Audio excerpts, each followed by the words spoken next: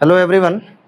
आज हम class 11th के मैकेनिक्स के टॉपिक काइनेमेटिक्स को आगे बढ़ाते हुए अब उस पर फर्दर डिस्कशन करते हैं। पिछले वीडियो में हम लोगों ने देखा था कि मोशन क्या होता है, मोशन किस तरह से एक रिलेटिव टर्म होता है, किसी बॉडी को हम लोग कैसे डिफाइन करते हैं कि वो मोशन में है या रेस्ट में है। अब उसके आगे हमारे पास आज के वीडियो का जो टॉपिक है वो है, पहले हम टॉपिक लिख देते हैं। आज के वीडियो का टॉपिक होगा distance and displacement. Distance and displacement. दूसरा टॉपिक होगा speed and velocity. Speed and velocity. पहला टॉपिक है हमारा डिस्टेंस एंड डिस्प्लेसमेंट। तो ये डिस्कस करना शुरू करते हैं कि डिस्टेंस क्या होता है। डिस्टेंस क्या होता है? तो सबसे पहली बात ये है कि जो इसकी डेफिनेशन है वो है कि द टोटल पाथ लेंथ या the actual path length travelled by the moving object is called distance. कोई भी एक ऑब्जेक्ट कहीं से चलना शुरू करता है और जितना वो टोटल पाथ ट्रेवल करता है दैट इज द डिस्प्लेसमेंट। ये बिल्कुल बेसिक है, क्लास 9th के लेवल पर ही है। मान लीजिए कि हमारे पास एक ऑब्जेक्ट जो है वो यहाँ से यहाँ गया, दैट इज द 4 मीटर। उसके बाद ये बिल्कुल परपेंडिकुलर 90 डिग्री का एंगल बनाते हुए यहाँ गया 3 मीटर। तो हम लोग टोटल डिस्टेंस लिखेंगे। Distance is equal to 4 plus 3 equal to 7 metre. Case number 1 बिल्कुल द सिंपलेस्ट केस कि 4 मीटर इधर गया, 3 मीटर इधर गया, तो टोटल उसने कितना चला? तो 7 मीटर चला। उसके बाद मान लीजिए कि कोई ऑब्जेक्ट यहाँ से, ये पॉइंट ए है, ये पॉइंट बी है। फॉर एग्जाम्पल कि दिस इज 10 मीटर। तो हमारा ऑब्जेक्ट जो है ए से बी गया और ये बी से फिर ए तक वापस आया। बी से ए तक वापस आया। तो यहाँ पर हमने देखा कि हमारा डिस्टेंस जो है वो है 10 metre plus 10 metre, it means that is equal to 20 metre. दूसरी बात हो गई। तीसरी बात पे आते हैं। मान लीजिए कि हमारा कोई एक ऑब्जेक्ट इस तरह से सर्कुलर मोशन कर रहा है, एक सर्किल पे चल रहा है और इस सर्किल का रेडियस जो है वो r है और वो ऑब्जेक्ट हमारा पॉइंट ए से चलना शुरू करता है। हम इसमें 2-3 पॉइंट डिफाइन कर रहे हैं।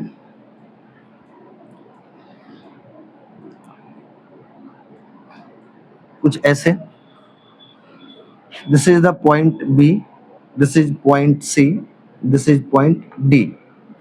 अगर हमारा ऑब्जेक्ट जो है वो पॉइंट ए से चलना शुरू करता है तो हम ए बी डिस्टेंस अगर जानना चाहते हैं कि A B, arc A B का जो ये आर्क बन रहा है, हम आर्क ए बी, अब मैथमेटिक्स में जाएंगे तो इसको बोला जाएगा कि माइनर आर्क ए बी। ये ए बी डिस्टेंस जो ट्रेवल कर रहा है, आप ये जानते हैं कि सर्किल का पूरा सरकमफेरेंस जो है वो 2 पाई आर होता है। तो 2 पाई आर में ये 1/4 है। इट मीन्स कि यहाँ से डिस्टेंस हमारा हुआ 2 pi R divided by 4। It means that is the pi R by 2। Distance कितना हो गया? Pi R by 2। अगर ये पूरा ए बी सी, ए से आर्क सी पर जाता है थ्रू बी, बी से होते हुए अगर ये हमारा ऑब्जेक्ट जो है वो ए से सी पर पहुंचता है तो ये पूरा हाफ सरकमफेरेंस ट्रेवल करता है सर्किल का। तो वो हो जाएगा 2 pi R by 2। It means pi R. इसी तरह से आप देख सकते हैं कि अगर वो डी पे आएगा तो वो कितना डिस्टेंस चलेगा और फिर वापस अगर वो ए पर पहुंचता है तो वो पूरा एक चक्कर सर्किल का मारेगा and the distance travelled by the object is 2 pi R. ये डिस्टेंस की बात हो गई। इसी बात को जब हम लोग थोड़ा सा अगर कोऑर्डिनेट ज्योमेट्री का यूज करके बताना चाहें तो कैसे बताएंगे आप वो भी देखिए।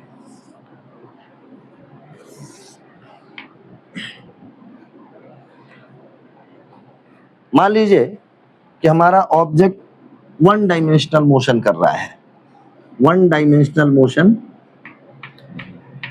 वो सिर्फ एक्स एक्सिस पर चलेगा। आपको मन करे तो आप सिर्फ वाई एक्सिस पर चला सकते हैं। और इनिशियली हमारा ऑब्जेक्ट यहाँ था और यहाँ का कोऑर्डिनेट था x1, 0, ये ओरिजिन पे, ये x एक्सिस है, ये y एक्सिस है। एक दूसरा पॉइंट है, इसका कोऑर्डिनेट है x2, 0, और हमारा ऑब्जेक्ट जो है इस पॉइंट से इस पॉइंट तक ट्रेवल करके पहुंचा। तो हमको कोऑर्डिनेट ज्योमेट्री के हिसाब से मालूम है कि जो डिस्टेंस ट्रेवल्ड होगा that is x2 minus x1 and that is equal to delta x। ये डिस्टेंस ट्रेवल हो गया x2 माइनस x1। अगर मान लीजिए कि इसी कोऑर्डिनेट सिस्टम में, हम इसको इधर से डिलीट कर रहे हैं, इसी कोऑर्डिनेट सिस्टम में अगर हमारा ऑब्जेक्ट कुछ इस तरह से ट्रेवल कर रहा है,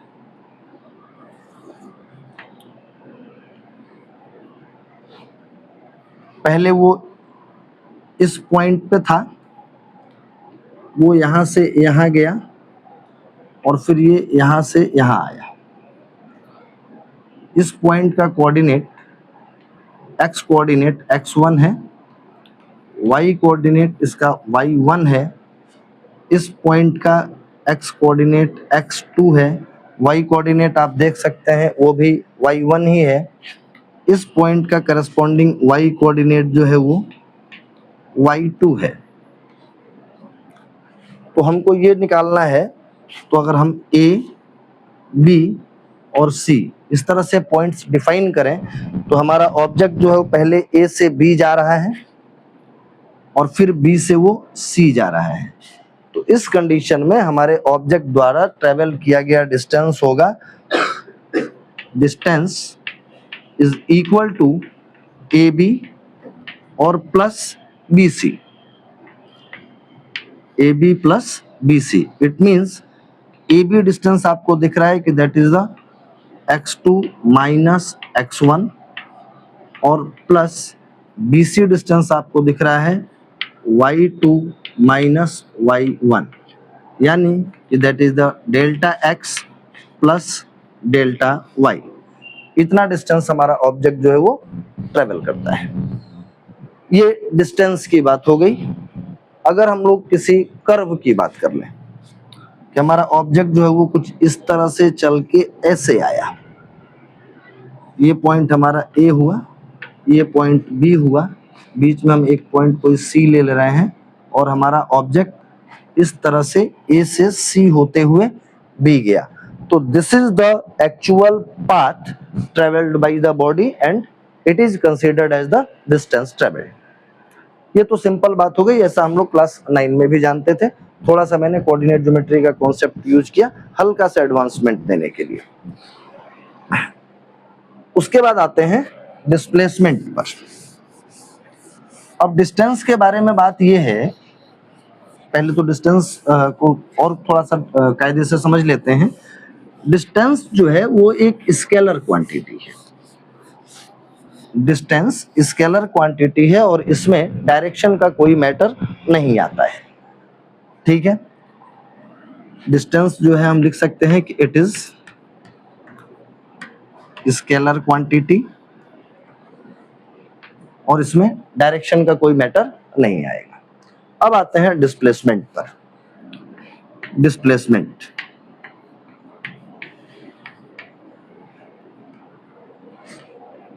डिस्प्लेसमेंट ये है कि मान लीजिए कि हम सुबह सुबह अपने घर से निकल रहे हैं और हमने किसी चीज को एक पर्टिकुलर जगह पे रखे हुए देखा है। मान लीजिए बाइक रखी है, बाइक किसी एक पर्टिकुलर जगह पे रखी हुई है और हम दिन भर के लिए कहीं चले गए। हम जब वापस लौट के आए तो बाइक वहां से 10-20 मीटर हटके कहीं रखी हुई थी। तो हमको ये भी लग सकता है कि किसी काम से घर के किसी फैमिली मेंबर ने बाइक को थोड़ा सा डिस्प्लेस कर दिया है, अपने ओरिजिनल लोकेशन से हटा दिया है। उसके बाद हम जब आगे बढ़ते हुए गए, बाइक के पास गए, तो हमारी नजर जो है वो उसके ऑडोमीटर पे पड़ी। ऑडोमीटर का मतलब हुआ कि जो उसमें ये बताता है कि आज हमारी बाइक टोटल कितना चली है। तो हम ऑडोमीटर के पास गए तो मेरी नजर पड़ी कि भाई ये तो 20 किलोमीटर चल के आई हुई है। अब उस कंडीशन में हमने 20 किलोमीटर जो ऑडोमीटर पर देखा, that is the distance travelled by the bike. और प्रैक्टिकल सिचुएशन जो हमको दिख रही है कि सुबह हम जहां देख कर गए थे वहां से 20 मीटर हटके हमारी बाइक रखी हुई है, तो वो हो गया डिस्प्लेसमेंट। कहने का मतलब ये हुआ कि मान लीजिए कि हमारी कोई एक बॉडी जो है वो यहाँ से यहाँ तक गई है, दैट इज द 4 मीटर, और ये परपेंडिकुलर डिस्टेंस पर आके इधर गई है 3 मीटर। ठीक है। अब हमसे कोई ये पूछे कि हमारा ऑब्जेक्ट जो है एक्चुअली कितना डिस्प्लेस हुआ है, तो हमने उसको पहली बार यहाँ देखा था पॉइंट ए पर, और वो अब दोबारा जब उसको हमने देखा फाइनली तो वो पॉइंट सी पर था। तो हमको ये लगेगा कि वो ए से और सी पर कुछ इस तरह से भी जा सकता है या गया होगा। तो यानी कि डिस्प्लेसमेंट जो है शॉर्टेस्ट पाथ या शॉर्टेस्ट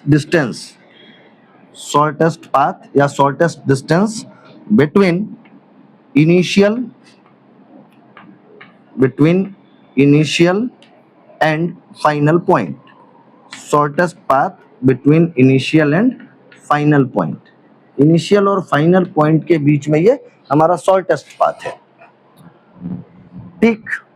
अगर यहाँ आपसे पूछा जाए कि भाई what is the length of this shortest path, that is the actual displacement, और आप पाइथागोरस थ्योरम लगाकर ये बता सकते हैं कि ये 5 मीटर जो है वो एक्चुअली डिस्प्लेस हुआ होगा।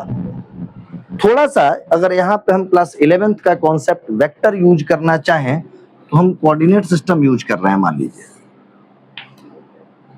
ये एक्स एक्सिस हुआ, ये वाई एक्सिस हुआ। ठीक इसी फिगर को हम लोग यहाँ शिफ्ट करना चाहते हैं। हमने ओरिजिन को लिया है पॉइंट ए, पॉइंट ए से हमारा ऑब्जेक्ट इधर चला है 4 मीटर, ये 4,0 पे आया हुआ है। तो हम लोग इस वेक्टर को लिख सकते हैं 4i कैप। वेक्टर के कॉन्सेप्ट से हमको पता है कि एक्स एक्सिस पर अगर 4 यूनिट का डिस्टेंस ट्रेवल करता है तो that vector can be written as 4i cap. उसके बाद वाई एक्सिस की तरफ हमारा ऑब्जेक्ट जो है वो 3 यूनिट चला है, 3 मीटर चला है। तो वाई एक्सिस पर अगर हमारा ऑब्जेक्ट चल रहा है तो हम लोग इस वेक्टर को लिख सकते हैं 3j कैप। यानी कि हमारा फाइनल डिस्प्लेसमेंट वेक्टर जो है ये पॉइंट बी है, यहाँ ये पॉइंट बी है और ये पॉइंट सी है। तो हमारा final displacement vector that is the AC, final displacement vector. और आप एक बात का ध्यान दीजिएगा कि I use displacement vector. Displacement vector हमारा क्या हुआ, AC, वेक्टर AC। और वेक्टर AC को by the triangle law of vector addition we can write AB और प्लस वेक्टर BC। इसको AB प्लस BC भी लिखा जा सकता है। यानी कि vector AC can be written as 4i cap plus 3j cap. हमारा वेक्टर AC क्या हो गया, 4i cap plus 3j cap. That is the displacement vector. अब अगर ये पूछा जाए कि डिस्प्लेसमेंट वेक्टर का मैग्नीट्यूड कितना है, तो वो डिस्प्लेसमेंट का मैग्नीट्यूड कहलाएगा। यानी कि अगर हम मॉडुलस ऑफ वेक्टर AC निकालना चाहते हैं, that is the magnitude of the displacement, तो हमको किसी गिवन वेक्टर का मॉडुलस निकालने का तरीका मालूम है कि under root of square of coefficient of i, it means 4 square, और plus square of coefficient of j, that is the 3 square, and answer is 5 unit. तो the magnitude of the displacement is 5 unit. ठीक है, अब हम ये दो चीजें हमारे पास लिखी हुई थी यहाँ पे, डिस्टेंस और डिस्प्लेसमेंट, तो इनका कंपैरिजन भी जरूरी है कि इन दोनों में क्या डिफरेंस है। तो यहाँ आपको पहला डिफरेंस तो नजर आ ही रहा होगा कि 4 मीटर और 3 मीटर। अगर पूछा जाए कि इस पर्टिकुलर केस में what will be the total distance travelled, तो दैट विल बी 7 मीटर, और what is the actual displacement, तो दैट इज द 5 मीटर। तो 2 मीटर का घाटा हो गया भाई, या आप अगर पैदल चल रहे हैं तो आपको 2 मीटर का फायदा हो गया। जिस भी नजरिए से आप देखना चाहते हैं, तो अगर आप ऑटो चलाते हैं कहीं पे या चलवाते हैं जो भी है, तो आप अगर ऑटो की मीटर रीडिंग बढ़ा के देखना चाहते हैं तो आपको 2 मीटर का घाटा हो गया, और अगर आप किराए देने वाले हैं, तो आप ट्रेवलर हैं, तो आपके लिए 2 मीटर का फायदा हो गया। तो ये डिस्टेंस और डिस्प्लेसमेंट की बात हुई। और इसमें देखते हैं कुछ केस, और फिर ये कंपेयर कर पाएंगे कुछ केसेस और देखने के बाद कि what is the actual difference between distance and displacement and what is the similarity. अगली बात है कि मान लीजिए अब जरा हम 2-3 केस ले रहे हैं। एक केस हमने लिया ये सीधा सीधा बिल्कुल ए से B, that is the 10 metre.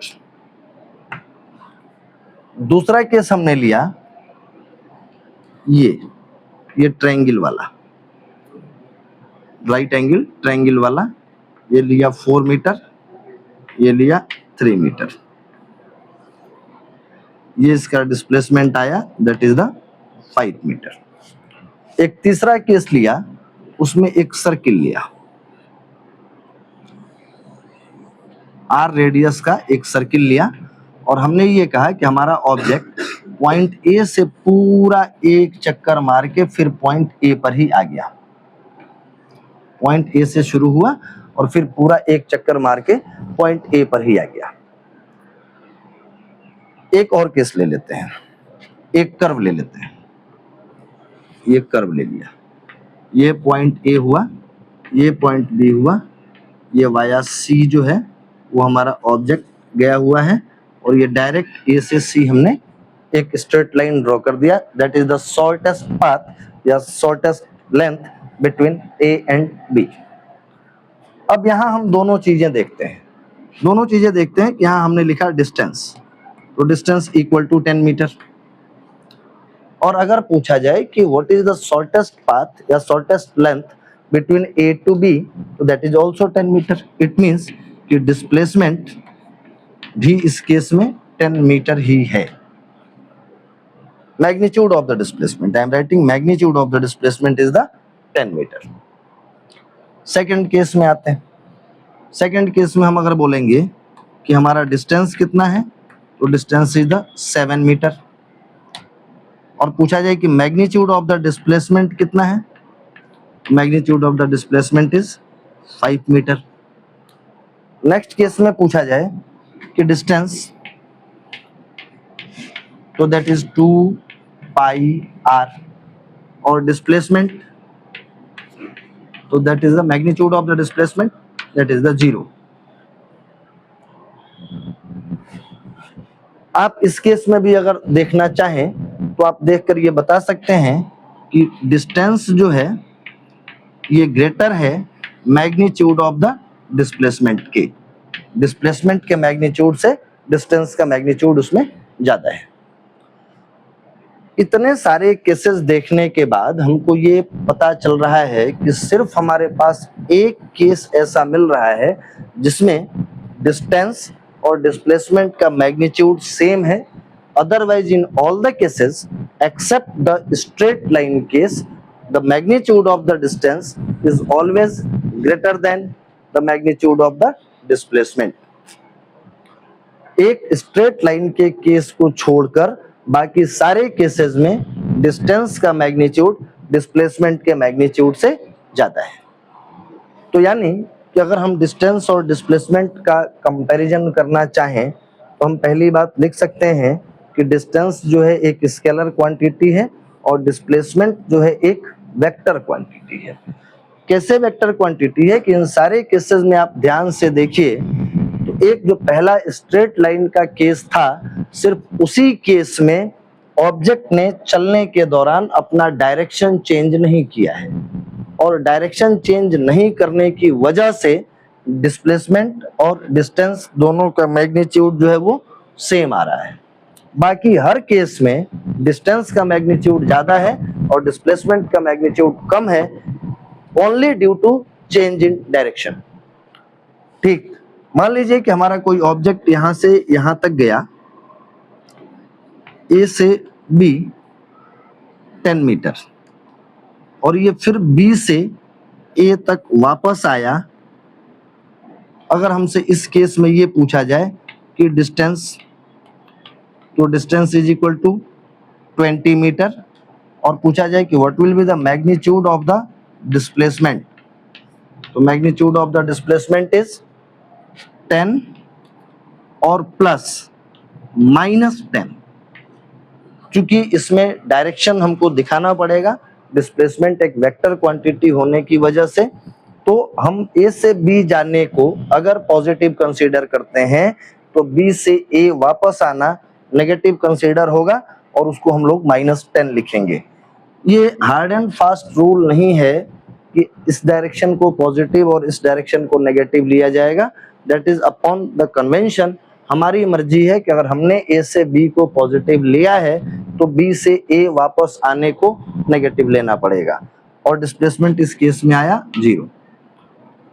आपने देखा कि डिस्टेंस निकालने के लिए हमने कहीं कोई साइन कंसीडर नहीं किया, मतलब इधर जाना पॉजिटिव तो उधर आना नेगेटिव, उधर जाना पॉजिटिव तो इधर आना नेगेटिव, ऐसा कुछ नहीं सोचा गया है, जबकि डिस्प्लेसमेंट के केस में ऐसा देखा जा रहा है। तो इसी के कंपैरिजन में डिस्टेंस के लिए हमने लिखा है इट इज स्केलर, तो डिस्प्लेसमेंट के लिए हम लिख सकते हैं it is vector, it is vector quantity. दूसरा पॉइंट हमको क्या पता चल रहा है कि the magnitude of distance is always greater then और इक्वल टू डिस्प्लेसमेंट। डिस्टेंस का मैग्नीट्यूड हमेशा डिस्प्लेसमेंट के मैग्नीट्यूड से बड़ा होगा या ज्यादा से ज्यादा इक्वल होगा। इक्वल के किस केस में होगा, तो अगर हमारा ऑब्जेक्ट स्ट्रेट लाइन पाथ पे ट्रेवल कर रहा है विदाउट चेंजिंग द डायरेक्शन, तो उस केस में डिस्टेंस और डिस्प्लेसमेंट का मैग्नीट्यूड इक्वल होते हैं। आप यहां लिख सकते हैं कि equality hold goods, equality holds true या holds good when object moves on straight line, when object moves on straight line। Straight line पर मूव करने का मतलब क्या हो गया, विदाउट चेंजिंग द डायरेक्शन। अगर बिना डायरेक्शन चेंज किए हमारा ऑब्जेक्ट मूव कर रहा है तो उस केस में डिस्टेंस और डिस्प्लेसमेंट का मैग्नीट्यूड ये दोनों इक्वल होते हैं। तीसरा पॉइंट हमारा डिस्टेंस और डिस्प्लेसमेंट के बीच में आता है कि डिस्टेंस जो है वो कभी नेगेटिव नहीं हो सकता किसी मूविंग ऑब्जेक्ट के लिए। इसका एग्जांपल मैं आपको बताना चाहूंगा कि अगर आप घर से 10 किलोमीटर की मार्केट जाइए तो आपकी गाड़ी के ऑडोमीटर का रीडिंग जो है वो प्लस में होगा 10 किलोमीटर, और फिर आप मार्केट से घर वापस आइए 10 किलोमीटर, तो ऐसा नहीं होगा कि आपकी बाइक का ऑडोमीटर जो है वो रिवर्स डायरेक्शन में चले और उसको 0 कर दे। ऐसा नहीं हो सकता, वो 10 मीटर और उसमें 10 किलोमीटर और उसमें ऐड हो जाएगा और रीडिंग बताएगा 20 किलोमीटर। ठीक है, तो डिस्टेंस जो है वो कभी नेगेटिव नहीं हो सकता। Distance never B negative, never be negative. Distance कभी नेगेटिव नहीं होगा, ये बात हमको क्लियर हो गई। आगे आते हैं डिस्प्लेसमेंट की तरफ। अब डिस्प्लेसमेंट के कुछ केसेस देखते हैं, फिर बोलेंगे कि वो क्या क्या हो सकता है, पॉजिटिव, नेगेटिव, 0 हो सकता है, नहीं हो सकता है, ये आगे। मान लीजिए कि हमारा ऑब्जेक्ट यहां से यहां गया, ठीक है, ए से बी, ठीक, ये 10 मीटर, ये केस नंबर 1। दूसरा केस हमने लिया कि यहां से ये यहां आ गया, ए से बी गया और बी से फिर ए वापस आया 10 मीटर। तीसरा केस हमने लिया कि यहां से ए से बी गया 10 मीटर और बी से ये वापस यहां तक आया पॉइंट सी तक, ये पॉइंट ए था, ये पॉइंट बी था और ये वापस आया पॉइंट सी तक and the length is 15 metre. Now in case number 1, case number 1 में हम देखेंगे कि डिस्प्लेसमेंट है 10 metre, magnitude of the displacement is 10 metre, इसमें magnitude of the displacement is 0 और इसमें magnitude of the displacement is -5 metre. -5 metre कैसे? तो अगर आपने इधर वाले को पॉजिटिव लिया है ए से बी जाने को, क्योंकि बाकी के दोनों केस में हम लोग ए से बी जाने को पॉजिटिव और बी से उल्टा लौटने को नेगेटिव कंसीडर कर रहे हैं, तो यहां पर 15 माइनस में लिखा जाएगा और 10 प्लस में लिखा जाएगा and the answer is -5 metre. It means it is clear that कि the displacement may be positive, 0 और नेगेटिव। तो डिस्टेंस किसी भी ऑब्जेक्ट का कभी नेगेटिव नहीं हो सकता, इवन इफ मूविंग ऑब्जेक्ट का तो 0 नहीं हो सकता, वो ऑलवेज पॉजिटिव होगा। ऑब्जेक्ट रेस्ट में है, no distance travelled, is it okay? If the object is in moving condition then distance never be 0, but in the moving condition displacement may be positive, may be 0 और may be negative. मान लीजिए कि अगर हमारा कोई object circle पे move कर रहा है, लगातार मूव कर रहा है, तो इसमें क्या है, आप देखेंगे कि इसका डिस्प्लेसमेंट पहले बढ़ेगा फिर घटेगा, भी 0 हो जाएगा, बढ़ेगा घटेगा, 0 हो जाएगा, बढ़ेगा घटेगा, 0 हो जाएगा, ऐसा हो सकता है।